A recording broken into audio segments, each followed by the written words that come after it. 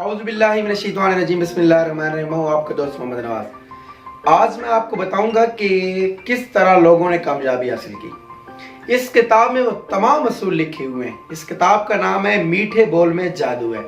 ये किताब Daniel Carnegie ने लिखी है, जो कि एक बहुत बड़े मोटिवेशनल है, जिनकी कई कुतब इस मार्केट में आ चुकी हैं। ये किताब कई लाखों की तादाद में बिक चुकी है। इस किताब में जिंदगी के वो असूल लिखे हुए हैं जिनको आप पढ़कर आजमाकर लोगों में अपना नाम पैदा कर सकते हैं। डैनियल कार्नेगी कहते हैं कि अगर किसी दोस्त से गलती हो जाए तो उसको किस तरह डील करना है, अगर आपके दुश्मन से गलती हो जाए तो उसको किस तरह डील करना है। इस किताब में ऐसे अनोखे और मुनफरिद और कामयाबी के हसूल के तरीके लिखे हुए हैं। अगर आप उस पर अमल करेंगे तो यकीन जानिए कि आप बहुत बड़ा मकाम हासिल कर सकते हैं। जैसा कि सबसे बड़ा जुमला इस किताब का नाम है मीठे बोल में जादू है, क्योंकि चीनी जबान का मुहावरा है कि अगर कोई शख्स मुस्कुराना नहीं जानता तो वो दुकान ना खोले।